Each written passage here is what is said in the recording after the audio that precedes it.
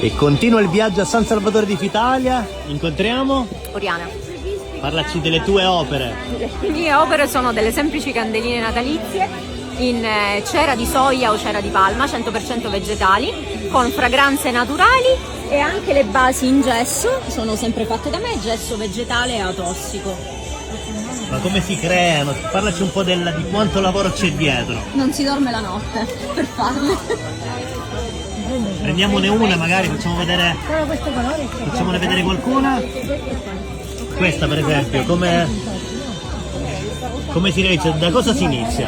Si inizia avendo lo stampo adatto e la cera adatta, perché non tutte le cere sono adatte per andare in stampo, e altrimenti la candela non esce, rimane attaccata. E dopodiché si fa fondere la cera e si cola nello stampo e si aspetta quelle 4-5 ore. Grazie. Grazie a voi. Buonasera. Qui cosa abbiamo invece? Parlateci delle vostre creazioni.